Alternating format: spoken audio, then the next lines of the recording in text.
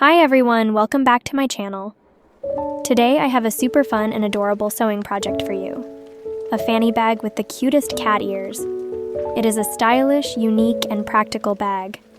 Whether you're a beginner or an experienced sewist, this step-by-step tutorial will guide you through making this perfect accessory. Let's get everything ready to sew. Let's start with pattern cutting. Print out your PDF pattern file, then cut each piece out along the black dashed lines. Easy as that, and you're ready for the next step. Fabric cutting. Start by folding your fabric and laying it flat on a smooth surface. Place your pattern pieces on the fabric. Use clips or pins to secure the pattern to the fabric, then cut along the dashed lines to shape the pieces. Once you're done cutting, remove the clips, pins, and pattern. Don't forget to cut a small triangle at each folding corner. These will be super helpful as alignment markers later. When cutting the interfacing, use the gray dashed line as your guide. This keeps the interfacing slightly smaller than the fabric. Fabric pressing. Now grab your steam iron and smooth out any wrinkles or creases from the fabric. This makes things so much easier to sew. Apply interfacing. Place your fabric wrong side up. Layer the interfacing glue side down. Flip the fabric right side up like I do to protect your iron. Now, iron the layers together to fuse them. And there you go. Your fabric is prepped and ready to sew. Let's attach the male magnet. It's super simple. First, grab your A1 outer cat head number 2 piece without interfacing and lay it wrong side up. Use the pattern's magnet marker to find the magnet position. Once you've got it, fuse a piece of G interfacing for magnet right over the mark spot to protect your fabric.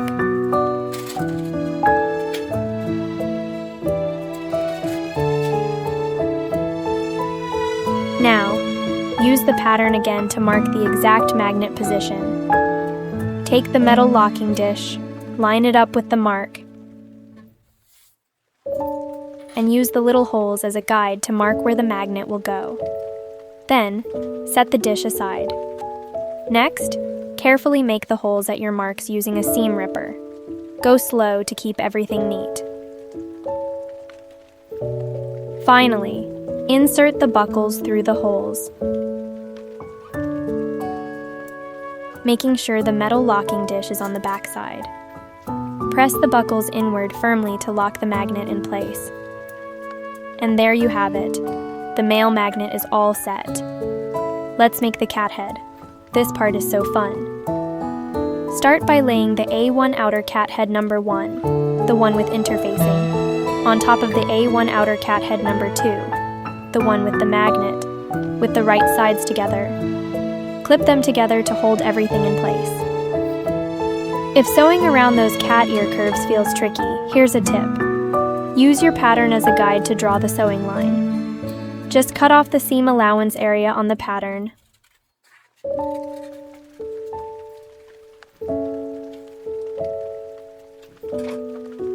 Line it up with your fabric and trace along the cat ear curves with a heat erasable pen or fabric marker.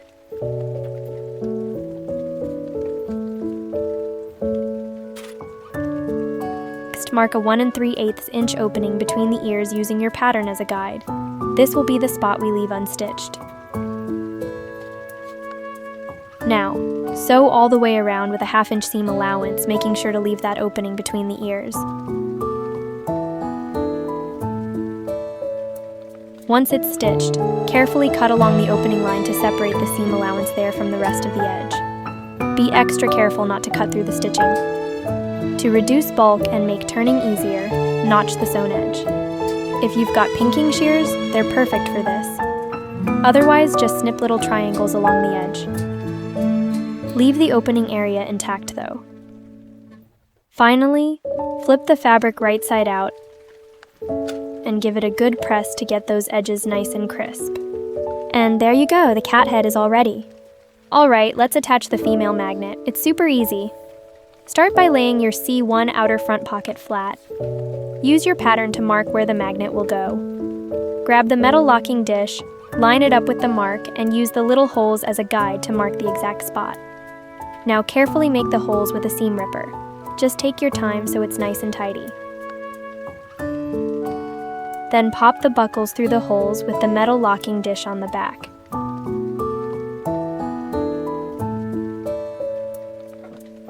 Give it a good press to lock it all in place.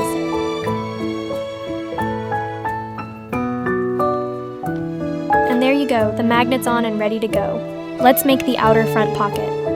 Start by laying the C2 lining front pocket on top of the C1 outer front pocket, with the right sides together. Line up the top edges and clip them in place so they don't move around. Next, sew along that top edge, about 1/2 inch from the edge. Once that's done, flip the fabric so the wrong sides are together.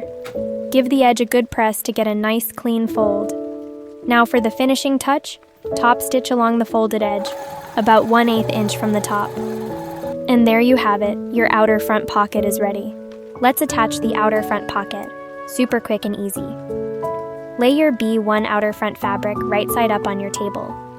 Grab the pocket we just made and place it on top, lining up those bottom edges. Clip them together to keep everything in place. Now, stitch the pocket down by sewing about 1/4 inch along the clipped edges. Don't forget to leave the top open. And that's it. Your outer front pocket is attached. Let's make and attach the lining pocket. It's similar to we just made for outer front pocket. First, grab your C3 lining pocket fabrics. Take 2 pieces and stack them on top of the other 2, with the right sides together. Line up the top edges and clip them in place. Next, sew along the top edge with about a 1/2 inch seam allowance. Then, flip both pieces so the wrong sides are together, and give the top edge a good press for a clean fold. Finish it off with a top stitch along the fold, about 1/8 inch from the edge. Now it's time to attach the pocket. Lay both B2 lining fabrics right side up on your table. Place the pocket on top, lining up the bottom edges. Clip the sides and bottom edges together to keep everything secure. Finally, stitch the pocket in place by sewing about 1/4 inch along the clipped edges. Just make sure to leave the top open. And that's it. Your lining pocket is ready to go. Let's attach the zipper. Start by laying one of your D1 outer top fabrics right side up. Take your 10-inch zipper, mark the center point. Place the zipper along the top edge with the right sides facing each other. Make sure the zipper pull is on the left. Now grab one of your D2 lining top fabrics and place it on top, right sides together, so the zipper is sandwiched in between. Clip everything together to hold it in place. Next, sew along the top edge using a 1/4 inch seam allowance. Once that's done, flip the fabric right side out and give it a good press for a crisp finish. Then, top stitch along the outer fabric, about 1/8 inch from the top edge, for that polished look. Now, repeat those same steps to attach the other side of the zipper to the remaining D1 outer top and D2 lining top fabrics.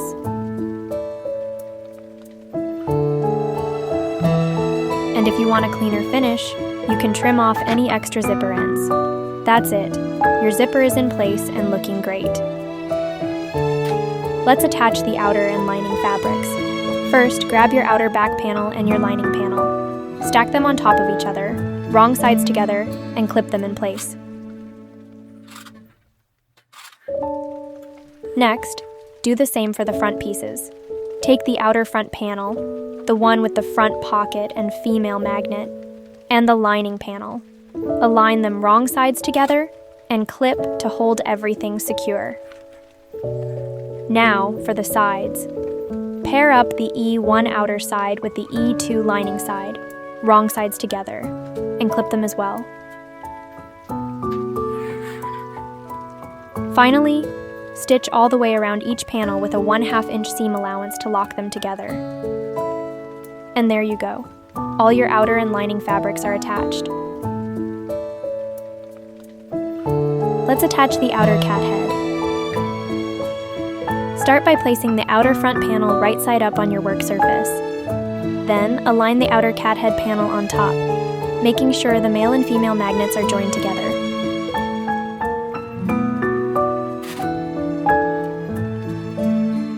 Next, grab a fabric marker and mark your sewing line.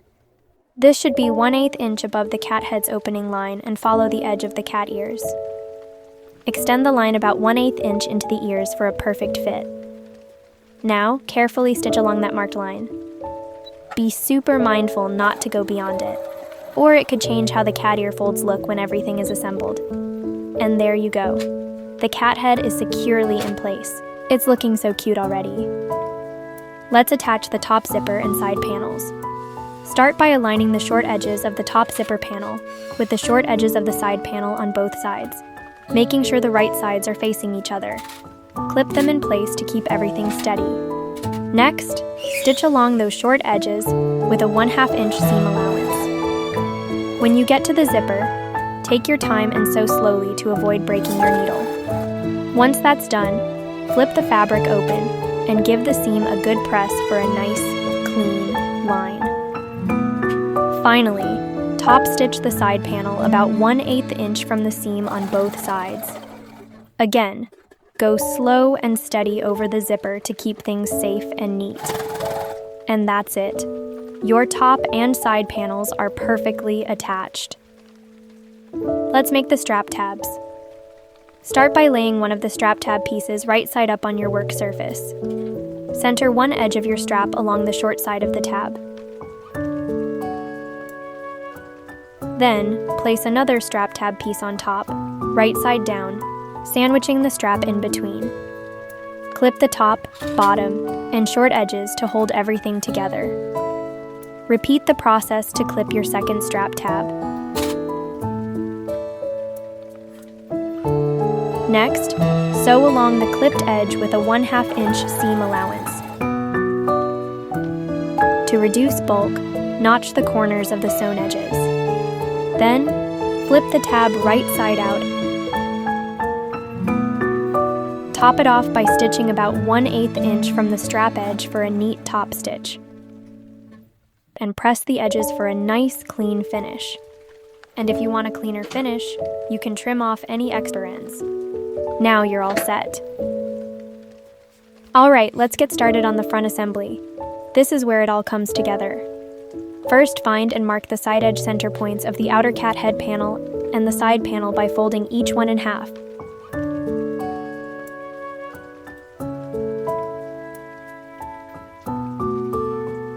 Next, fold all the edges of the outer cat head inward to keep it out of the way while we sew, and clip them in place.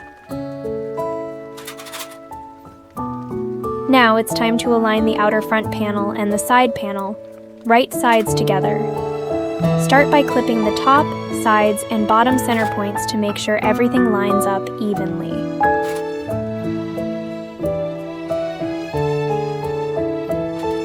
Then, keep breaking each section into smaller sections by clipping the center points until everything is secure and ready to go.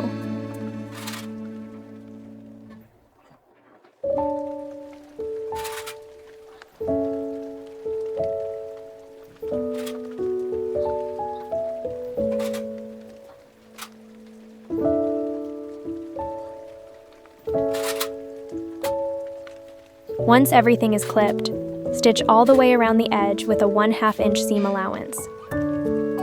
Keeping the outer front panels flat on your sewing machine makes sewing much easier.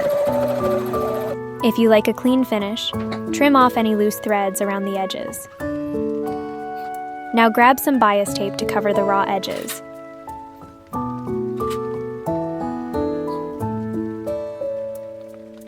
Wrap it around the seam and stitch it down with a 1/4 inch seam allowance. And there you have it. The front is all done. Alright, let's finish up the back and get this bag ready to shine. Start by laying the outer back panel right side up on your work surface. Take one of your strap tabs and align the top flat edges with the top corners of the lining pocket. Clip the tabs in place along the side edges of the outer back panel.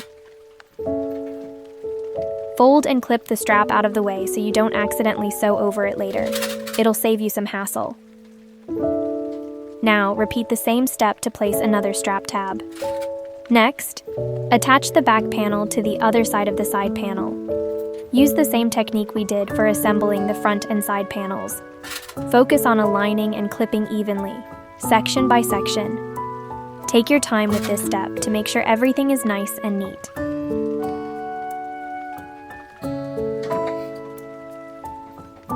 Then do the same to wrap around bias tape. Once everything is stitched together, here comes the fun part. Turn the fabric right side out through the zipper opening. Now for the finishing touches. Snip off any stray threads and give the bag a good press to smooth out the edges and wrinkles. And that's it. Your bag looks so cute. Amazing work. Alright, let's do the very last step. Attach the side release buckle to strap. First, grab one end of your strap and thread it up through the bottom bar of the tri-glide, then down through the middle bar. Next, take the free end of the strap and thread it up through the bottom slot of the male side of the side release buckle, then back down through the top slot. Then, fold that free end of the strap toward the tri-glide and thread it back through the middle bar. Fold it over the bar and sew it down nice and secure. Use a strong stitch like a double line or box stitch. This needs to hold up to some wear and tear. Grab the other end of the strap and repeat the same steps to attach the second tri-glide and the female side of the buckle.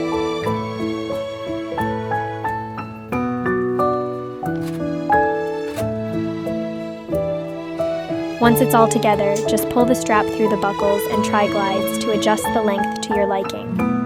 And you're done. Your strap is now secure, adjustable. That's it. Your adorable cat fanny bag is complete.